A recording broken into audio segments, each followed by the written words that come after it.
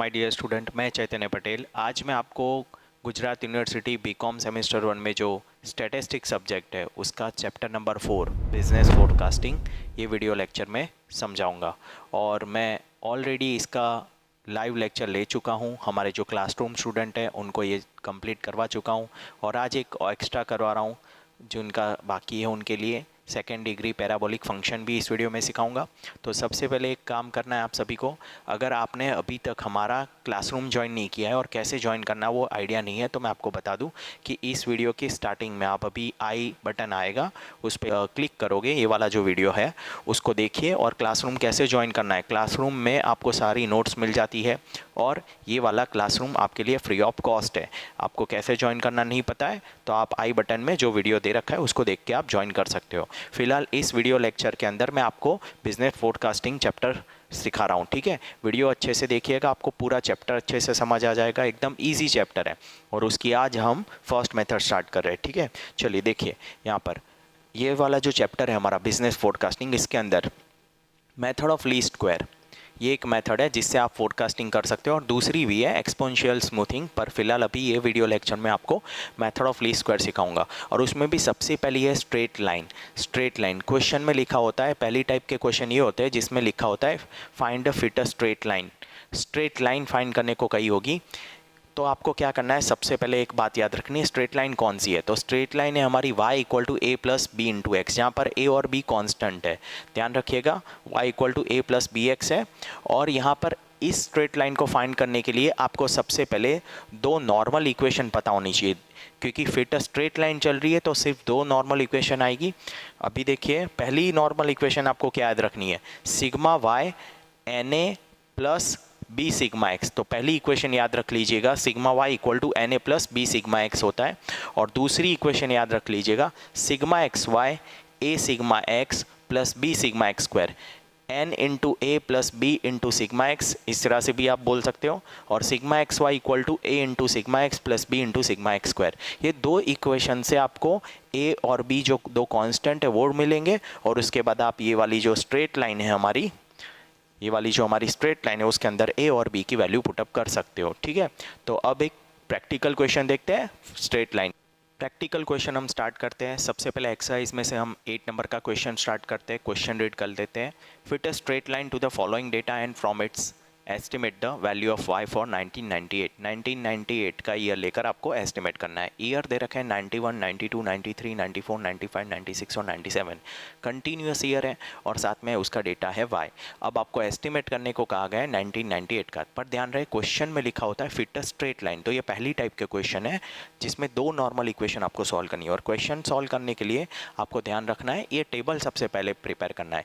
यहाँ per year लिख दीजिए जो कैपिटल एक्स का आ जाएगा, जो आपका ईयर होगा उसको हम कैपिटल एक्स कहेंगे। जो उन्होंने दे रखा था वो स्मॉल वाई करके लिखेंगे। 1991, 1992, 1993, 4, 5, 6 और 7, यानी टोटल आपको 7 ईयर्स का डेटा दे रखा है। अब उसके साथ y दे रखा है 80, 90, 92, 83, 94, 99, 92, इसका टोटल करना है तो वो हो जाएगा 630। सिग्मा y मिल गया आपको। अब स्मॉल x कैसे ढूंढना है, the most important part of the sum. Small x के लिए आपको फॉर्मूला हमेशा याद रखनी है, ईयर जिसको हमने कैपिटल एक्स का है, ईयर में से मिडल ईयर माइनस करना है। जो 1994 है वो मेरा मिडल ईयर है। अब यहाँ पर देखिए, यहाँ जो 7 ईयर्स दे रखे उसमें सबसे मिडल में मेरा आ रहा है 1994। 3 ऊपर 3 नीचे तो मिडल में फोर्थ वाला ईयर हो गया, ठीक है। तो जो फोर्थ ईयर है उसकी वैल्यू मैं मिडल ईयर करके मानूंगा और जो पहला ईयर है उसमें से 1994 माइनस करूंगा। तो देखिए 1991 में से 1994 को माइनस कर देंगे तो हमें मिल जाएगा -3। इसी तरह 1992 में से 1994 माइनस करेंगे तो -2 मिलेगा। कंटिन्यू इस तरह से करते जाओगे तो आपको -1, फिर यहाँ 0, 1, 2 और 3 मिलेगा, जिससे आपका सिग्मा एक्स हो जाएगा 0, ठीक है। 3 कॉलम तक क्लियर है सभी को। अब ध्यान दीजिए एक्स स्क्वायर करना है तो ये जो x निकला उसका स्क्वायर कर दीजिए। 3 का स्क्वायर हो जाएगा, 2 का स्क्वायर हो जाएगा, 1 का स्क्वायर, 0 का स्क्वायर, 1 और 2 और 3 का स्क्वायर। इन सब का टोटल करोगे तो आपको सिग्मा एक्स स्क्वायर मिल जाएगा 28। अब लास्ट कॉलम आपको फाइंड करना है x और y का मल्टीप्लाई। तो ये जो पास पास की वैल्यू उसको मल्टीप्लाई कर देंगे।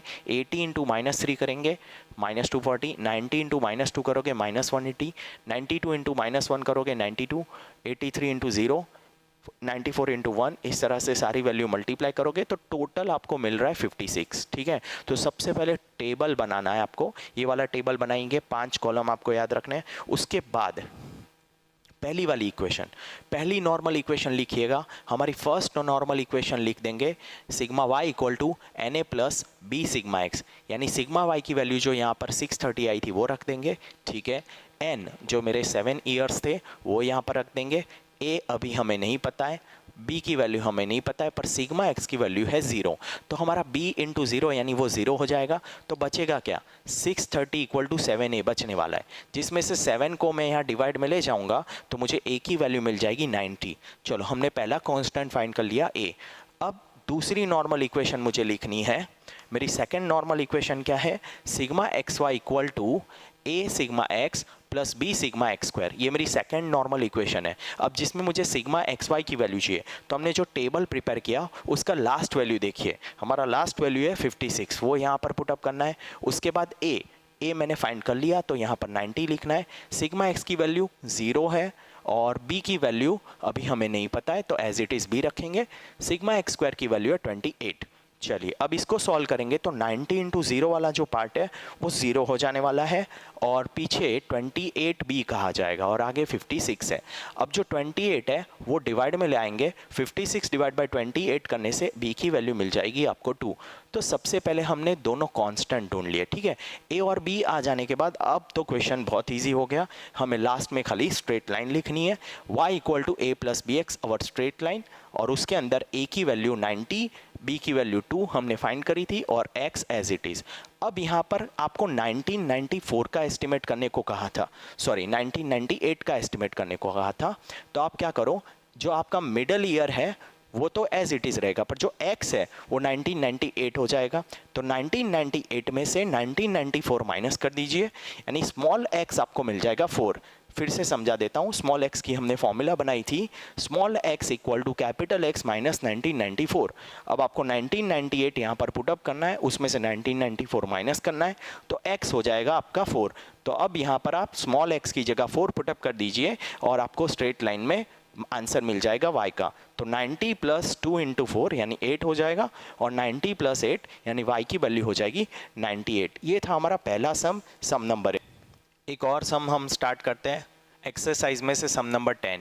Fit a straight line to the following data and obtain the forecast of sales for the year 1998। 98 का फोरकास्ट करना है, हमें एक्स और वाई दे रखा है, यहाँ पर ईयर्स दे रखे हैं 1980, 1982, 1984, 1986, 1988, 1990 एंड 1992। ठीक है, पहले क्वेश्चन लिख देते हैं हम। चलिए, यहाँ पर हमने ऑलरेडी लाइव क्लास में सॉल्व किया हुआ क्वेश्चन है, तो मैं आपको सिखा देता हूँ यहीं पर डायरेक्ट। चलिए, सम नंबर 10, 1980, 1982, 1984, 1986, 88, 90 और 92, इसका 7 ईयर का टोटल सीरीज़ है। 7 में से मिडिल ईयर मेरा हो जाएगा 1986, मिडिल ईयर 4th नंबर पे आ रहा है मेरा। ठीक है, मिडिल ईयर लेने के बाद आपको क्या काम करना है, यहाँ पर देखिए आपको कंटिन्यूस डेटा नहीं है, यहाँ 80 के बाद सीधा 82 है, 82 के बाद 84 है, 84 के बाद 6, 6 के बाद 8 है और 8 के बाद 90 और 90 के बाद 92, यानी एक साल की बीच में गैप हो रही है, यानी हम कह सकते हैं इसकी लेंथ 2 ईयर्स की है।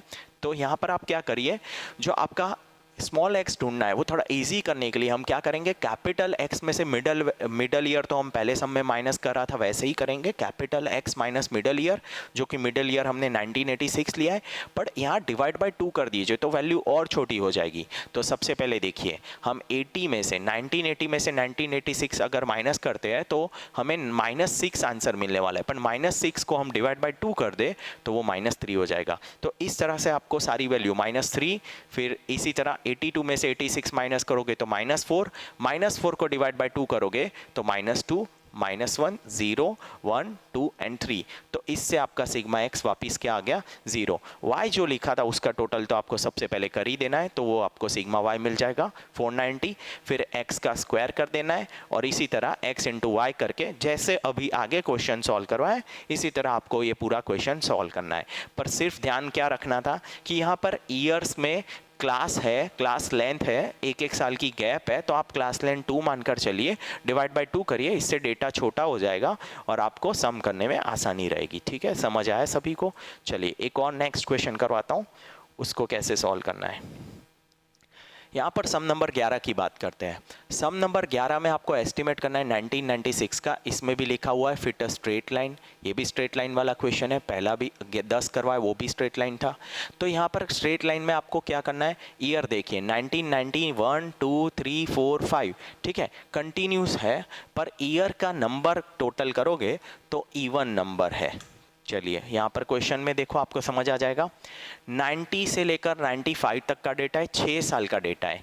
90 से लेकर 95 तक 6 साल हो रहे हैं। अब 6 साल में प्रॉब्लम क्या होगा, मेरा मिडल ईयर निकालने में दिक्कत आएगी। तो हम क्या करेंगे, यहाँ मिडल ईयर 1992 और 1993 के बीच का मिडल ईयर ले लेंगे।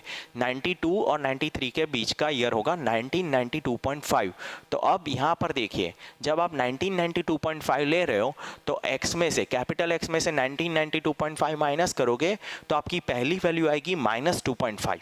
पॉइंट में जा रही है तो थोड़ा दिक्कत हो सकती है हमें सॉल्व करने में। तो इसलिए थोड़ा इजी करने के लिए हम क्या करेंगे, आगे मल्टीप्लाइड विथ 2 कर देंगे, ठीक है। तो उससे मेरा डेटा थोड़ा इजी हो जाएगा, पॉइंट सबके हट जाएंगे। फिर से समझा देता हूँ, 1990 में से 1992.5 माइनस किया जाए तो -2.5 आंसर आता है, पर वो अगर मैं 2 से मल्टीप्लाई कर दूँ तो वो -5 हो जाएगा। इसी तरह 1991 माइनस 1992.5 तो 1.5 माइनस में आंसर आएगा, पर उसको मैं 2 से मल्टीप्लाई कर दूँ तो -3 हो जाएगा, ठीक है। तो देखिए -5 -3 -1 1 3 5।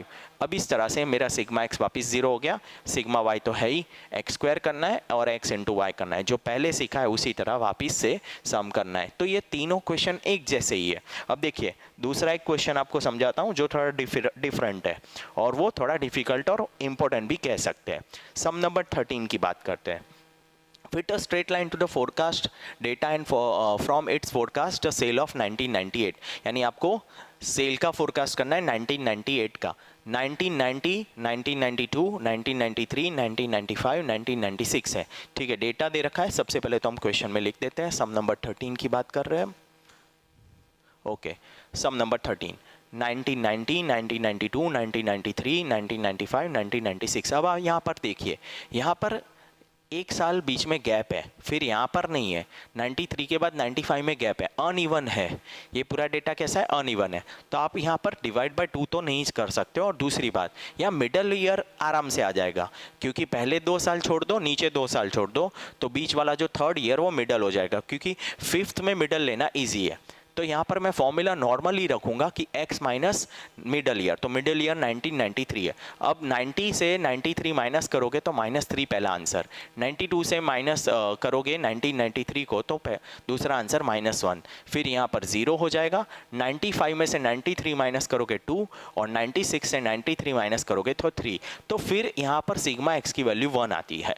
अब इससे क्या होगा, आपका डायरेक्टली जो पहली बार में आंसर आ गया था ए और बी का, वो इस तरह से नहीं आएगा। आपको 2 इक्वेशन बनानी पड़ेगी और उसको सॉल्व करना होगा। तो देखिए कैसे होता है, समझा देता हूँ। एक्स का स्क्वायर कर लिया आपने, सभी एक्स का स्क्वायर हो गया, एक्स और वाई का मल्टीप्लाई हो गया, टेबल में सारी वैल्यू आ गई। एक्स स्क्वायर का टोटल हमें मिल गया 23, एक्स और वाई के मल्टीप्लाई का आंसर मिल जाता है 35। आप चेक कर लीजिएगा, आप चाहो तो इसको फिर से भी सॉल्व कर सकते हो अपनी नोटबुक में।